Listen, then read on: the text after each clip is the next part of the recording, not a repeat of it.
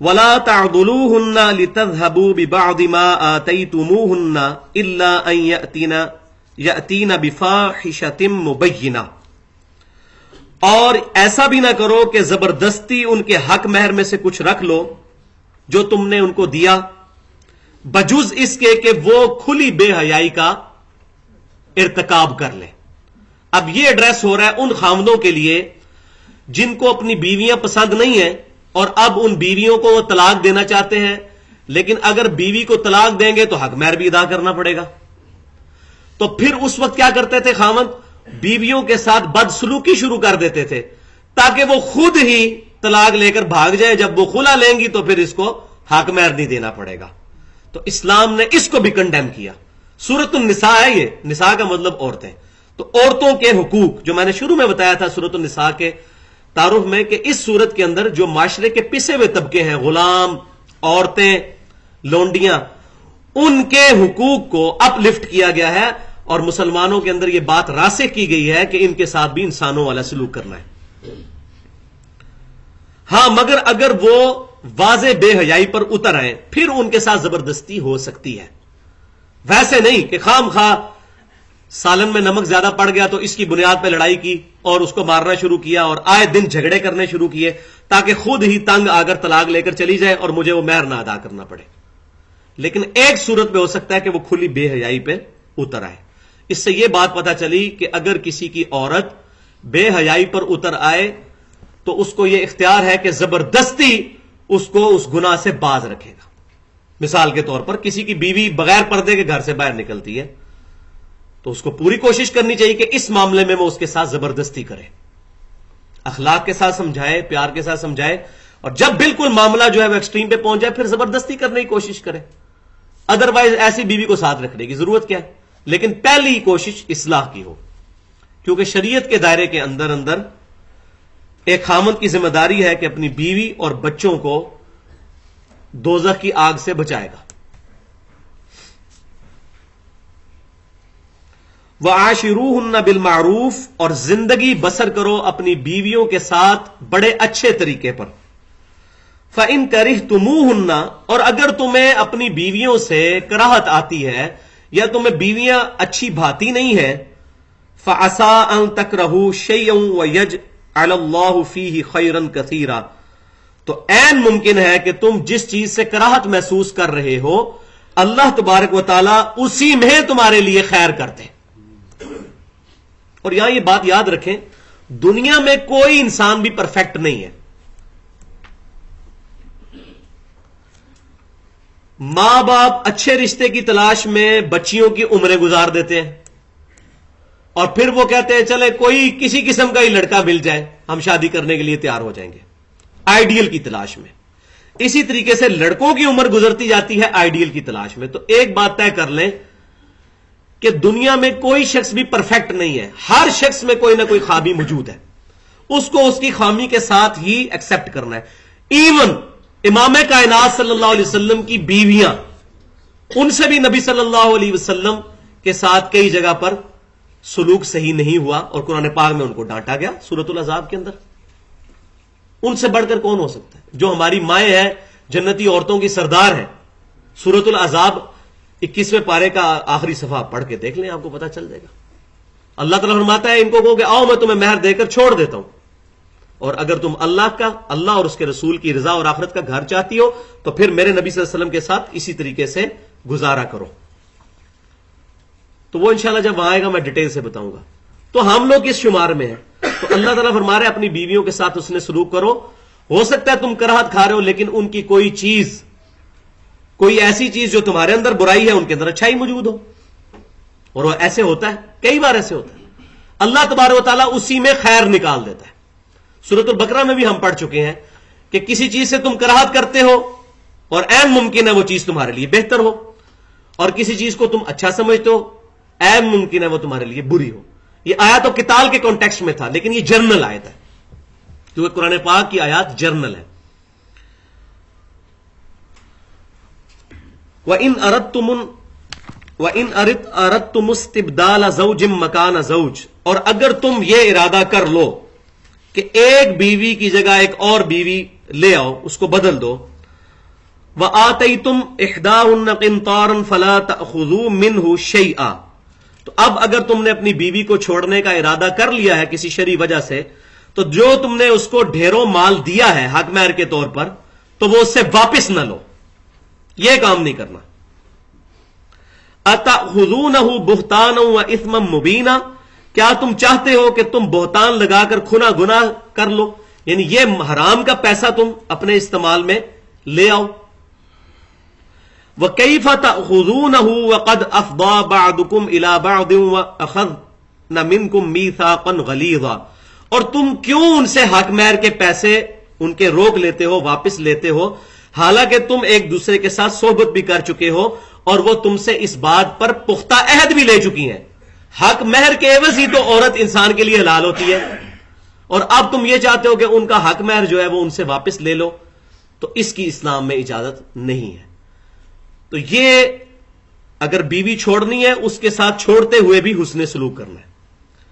یہاں میں کچھ احادیث اس حوالے سے بیان کرنا ضروری سمجھتا ہوں تاکہ ہمیں امام کائنات صلی اللہ علیہ وسلم کی مبارک سیرت سے پتہ چلے کہ بیویوں کے ساتھ حسن سلوک کی کس قدر اہمیت ہے۔ جامعہ ترمذی اور سنن ابن ماجہ میں صحیح سند کے ساتھ حدیث ہے، امام کائنات صلی اللہ علیہ وسلم نے فرمایا، تم میں سے سب سے اچھا وہ ہے جو اپنی بیوی کے ساتھ اچھا سلوک کرتا ہے، اور میں اپنی بیویوں کے ساتھ بہت زیادہ حسن سلوک کرنے والا ہوں۔ آپ صلی اللہ علیہ وسلم نے اس کو بیان فرمایا۔ یہ تو آپ صلی اللہ علیہ وسلم کی مبارک زبان سے، اب آپ صلی اللہ علیہ وسلم کی بیوی کی زبان سے بھی سنیں۔ سنن نبی داؤد کے اندر اور سنن ابن ماجہ میں صحیح سند کے ساتھ حدیث ہے، سیدہ عائشہ رضی اللہ تعالیٰ عنہ کہتی ہیں کہ نبی صلی اللہ علیہ وسلم اپنی بیویوں کے ساتھ انتہا درجے کا حسن سلوک کرنے والے تھے۔ آپ صلی اللہ علیہ وسلم ان کے ساتھ ہنسی مذاق بھی کیا کرتے تھے۔ آپ صلی اللہ علیہ وسلم نے اپنی بیویوں کے دل اپنی مٹھی میں رکھے ہوئے تھے، اندازہ کریں، اتنی انڈرسٹینڈنگ تھی۔ آپ صلی اللہ علیہ وسلم ان کو کھانے پلانے کے اوپر جو ہے وہ آپ صلی اللہ علیہ وسلم کو کھلایا پلایا کرتے تھے، کسی چیز سے روکا نہیں کرتے تھے، فراخ دلی کا مظاہرہ کیا کرتے تھے۔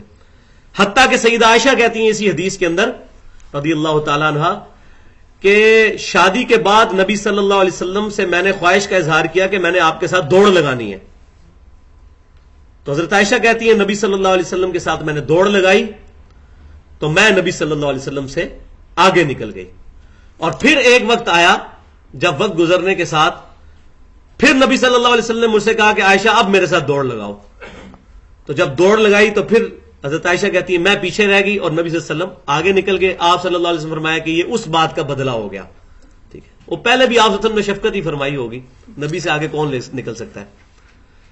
تو یہ یہاں تک کی انڈرسٹینڈنگ بیویوں کے ساتھ، لیکن ہمارے پنجاب کے معاشرے کے اندر بدقسمتی کے ساتھ کسی کی شادی ہونے لگے تو اس کو جو بڑی عمر کے لوگ ہیں وہ سمجھاتے ہیں کہ جی پہلے دن ہی کنٹرول کر لینا جی بیوی کے اوپر، تھلے لا کے رکھنا ہے، ٹھیک ہے۔ تو اس طریقے سے وہ غلط چیزیں جو ہے وہ پروپیگیٹ کی جاتی ہیں کہ پہلے دن سے ہی لڑائی پڑ جاتی ہے۔ بیوی کے ساتھ حسن سلوک کرنا، اس کے ساتھ احترام کے ساتھ پیش آنا، اس کے ساتھ محبت کرنا، یہ تمام چیزیں ثواب میں داخل ہیں۔ اور نکاح کے کانٹیکسٹ میں پہلے بتا چکا ہوں کہ نبی صلی اللہ علیہ وسلم کی بخاری اور مسلم کی حدیث ہے کہ جو تم اپنی بیوی کے منہ میں لقمہ ڈالتے ہو یہ بھی اللہ کے حضور اجر لکھا جاتا ہے، ٹھیک ہے۔ اور حجۃ الوداع کے موقع پر آپ صلی اللہ علیہ وسلم کا جو خطبہ ہے صحیح مسلم کے اندر، اس میں بخاری اور مسلم کی متفق علیہ حدیث ہے کہ آپ صلی اللہ علیہ وسلم نے فرمایا کہ میں اپنے بعد سب سے بڑی آزمائش تمہارے اندر عورتیں چھوڑ کر جا رہا ہوں۔ اور بخاری اور مسلم کی متفق علیہ حدیث ہے، نبی صلی اللہ علیہ وسلم نے ایک سفر کے دوران جو ہے وہ اونٹ کو چلاتے ہوئے، اونٹ کو بٹھاتے ہوئے آپ صلی اللہ علیہ وسلم نے بڑی پیاری مثال سے جو ہے وہ بیان ارشاد فرمایا۔ جن اونٹوں کے اوپر عورتیں بیٹھی ہوئی تھی تو آپ صلی اللہ علیہ وسلم فرمایا کہ یہ شیشیاں ہیں، جیسے شیشی کے ٹوٹنے کا خدشہ ہوتا ہے اس طریقے سے تم جو ہے اونٹ کو کھڑا کرو اور بٹھاؤ، یہ عورتیں تو شیشیاں ہیں۔ اتنا آپ صلی اللہ علیہ وسلم نے ترغیب دلائی ہے بیوی کے ساتھ حسن سلوک کرنے کی۔ لیکن یہ بدقسمتی ہے کہ یہ ایون جو لوگ، بلکہ زیادہ تر ایسا ہی ہوتا ہے، جو لوگ لو میرج کرتے ہیں ان کی جو محبت شادی سے پہلے ہوتی ہے وہ محبت تو نہیں ہوتی ہے، وہ تو فری سیکس ہے اور گناہ ہے اور حرام ہے، سو کالڈ محبت آپ کہہ لیں، وہ پھر شادی کے بعد نظر نہیں آتی. تو اگر وہ چیز کسی دلیل کے اوپر مبنی ہوتی تو ایسا ہی ہوتا. لیکن جو شخص کتاب و سنت کے منہج پر چلنے والا ہے, کتاب و سنت کو حجت ماننے والا ہے, اس کو پتا ہوگا کہ میں نے بیوی کے ساتھ کیا حسن سلوک کرنا ہے.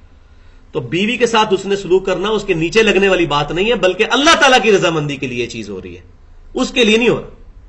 تو جب حسن سلوک سے, جیسے حضرت عائشہ کہتی ہیں رضی اللہ تعالیٰ عنہا کہ نبی صلی اللہ علیہ وسلم کے ہاتھ مبارک میں ہمارے دل تھے, آپ صلی اللہ علیہ وسلم کی مٹھی میں ہمارے دل تھے, کہ آپ صلی اللہ علیہ وسلم اتنی شفقت کے باوجود آپ کا روب بھی تھا, اور روب ہمیشہ حسن اخلاق سے آتا ہے. بدتمیزی کرنے سے یا اونچی آواز میں بولنے سے کوئی روب نہیں آتا. ایک وقت آئے گا وہ عورت بھی سیدھی ہو جائے گی پھر, اور خصوصاً یہ وقت آتا ہے جب بچے بڑا ہونے شروع ہوتے ہیں نا, تو مرد کمزور ہوتا جاتا ہے, عورت مضبوط ہوتی چلی جاتی ہے. یہ بات یاد رکھیں, اگر یقین نہیں ہے تو بڑی عمر کے لوگوں سے پوچھ لیں. جو بچے بڑے ہوتے ہیں ماں کا سٹیٹس گھر میں بڑھنا شروع ہو جاتا ہے, باپ کا کم ہونا شروع ہو جاتا ہے.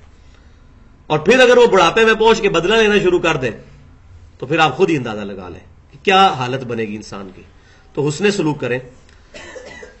تیسری حدیث صحیح مسلم میں ہے کہ امام کائنات صلی اللہ علیہ وسلم نے فرمایا کہ کوئی شخص اپنی بیوی کے ساتھ بغض نہ رکھے, کوئی مومن اپنی مومنہ کے ساتھ بغض نہ رکھے. یعنی اگر کوئی مومن ہوگا وہ اپنی بیوی کے ساتھ بغض نہیں رکھے گا, جس کو ہم کہتے ہیں وہ ویر ڈال لینا, کینہ رکھ لینا.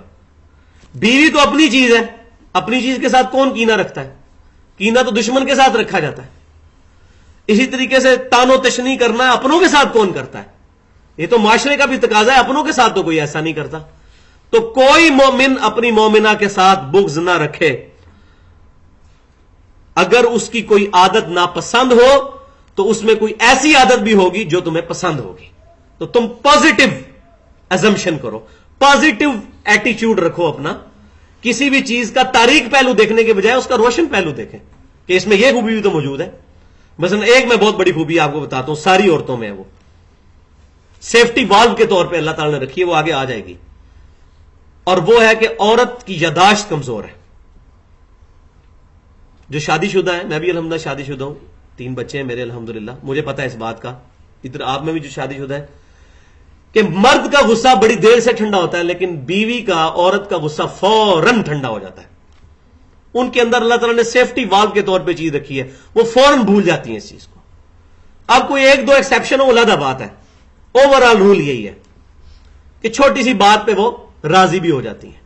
یہ مرد ہوتے ہیں جو بڑے بڑے لمبی جو ہے نا وہ بنا کے دشمنیاں رکھتے ہیں اور پالتے ہیں, اور پھر وہ اپنی مردانگی اس کے اوپر دکھاتے ہیں کہ ہم اپنی بیویوں کے ساتھ جو ہے وہ ظلم کریں. تو یہ سیفٹی والو, تو یہ عورتوں کے اندر خوبی موجود ہوتی ہے. اور کئی خوبیاں ایسی موجود ہوتی ہیں. ہر شخص کو اپنی بیوی کے اندر پازیٹو چیزیں بھی نظر آ جائیں گی جو اس کے اندر موجود نہیں ہوں گی, تو اس کے اوپر ایمفسائز کرے کہ میرے اندر تو یہ خامی ہے, تو اس کے اندر یہ خوبی موجود ہے, تو اگر اس کے اندر وہ خامی ہے تو کیا ہوا, میرے اندر بھی تو خامیاں موجود ہے. تو اس طریقے سے گزارا کر لیں.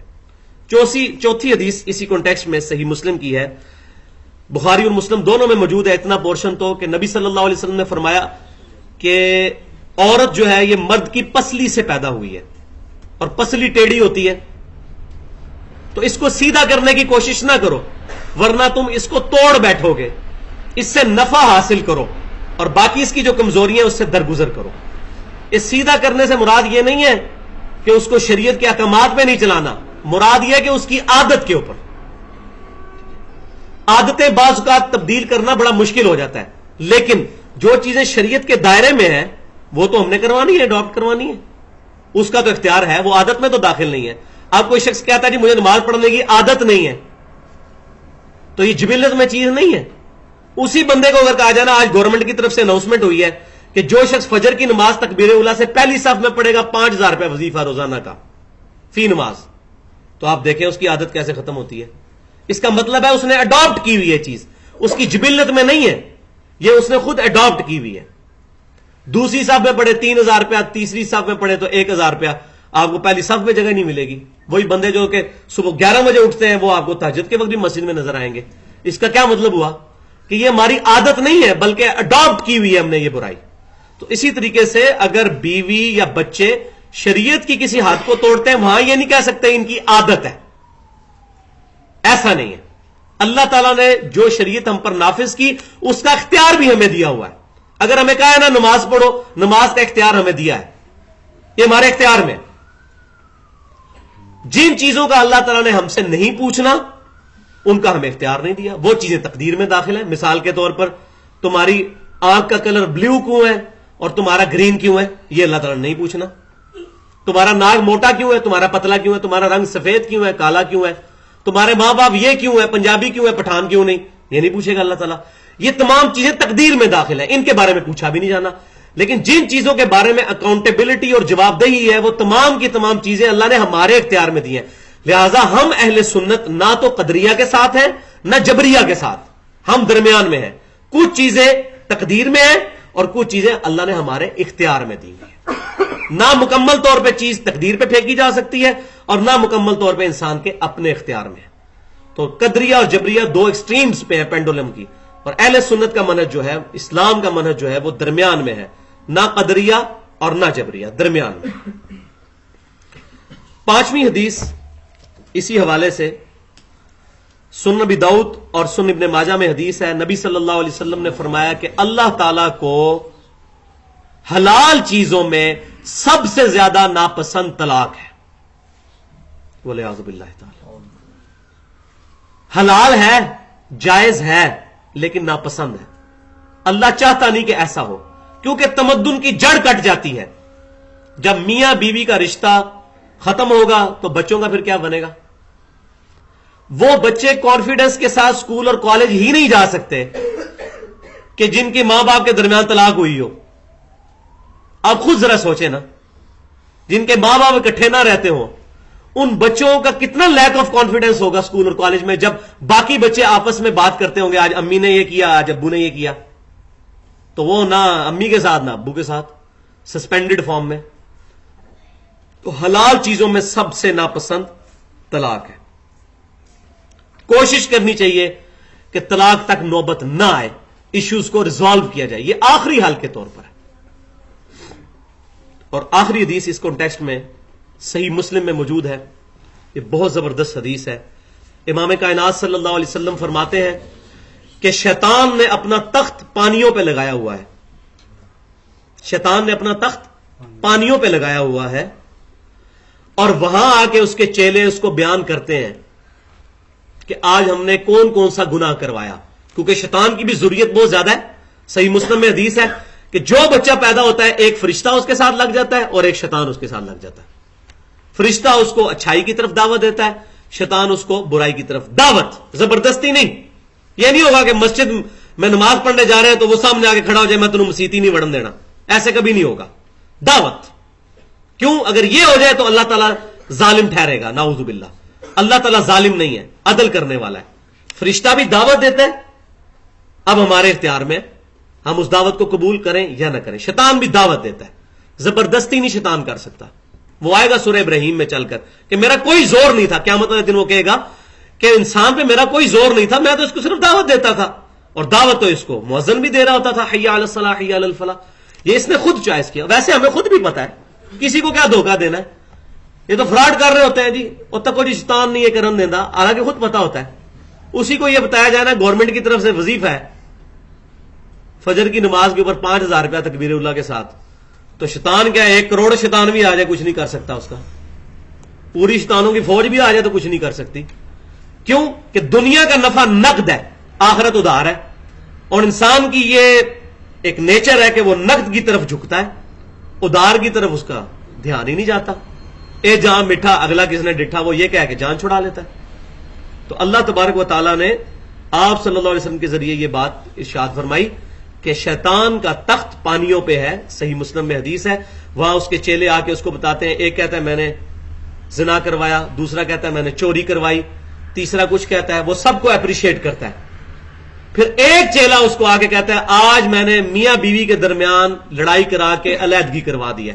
اس کو وہ جھپی ڈال کے ملتا ہے، پھر معانقہ کرتا ہے. وہ کہتا ہے تو نے اصل کام کیا ہے، کیونکہ تمدن کی جڑ کٹ جائے گی، بچے خراب ہو جائیں گے. وہ بچے پھر معاشرے کے لیے ناسور بن جائیں گے. جن کے اوپر ماں باپ کا سایہ نہیں ہوگا وہ پھر بیرا روی کا شکار ہوں گے. ابھی آپ ٹی وی کے اوپر دیکھ لیں پروگرام، آج ٹی وی پہ قیدی نمبر چل رہا ہے، ایکسپریس نیوز کے اوپر شبیر تو دیکھے گا وہ چل رہا ہے، ٹھیک ہے. اس طرح کے مختلف چینلز پہ آپ پروگرام دیکھیں، اکثر جن کے ماں باپ بچپن میں علیحدگی ہو گیا ان کے بچے میں بڑے بڑے قاتل اور ڈکیت بنے ہیں. یہ ہمیں پریکٹیکلی نظر آ رہی ہیں یہ باتیں. تو شیطان کا تخت پانیوں پر ہے. اور اسی کی طرف بعض ہمارے جو جدید سکالرز ہیں وہ اس طرف بھی گئے ہیں کہ جو برمودا ٹرائنگل ہے شاید وہی شیطان کا تخت ہو، کیونکہ وہاں جو بھی چیز جاتی ہے وہ کافی بڑا ایریا ہے، وہ غائب ہو جاتی ہے. تو خیر یہ بھی چیزیں متشابہات میں رہیں گی، اس کے اوپر کوئی بھی رائے قائم کی جا سکتی ہے اجتہاداً، لیکن واضح طور پر کسی بات پہ نہیں آیا جا سکتا.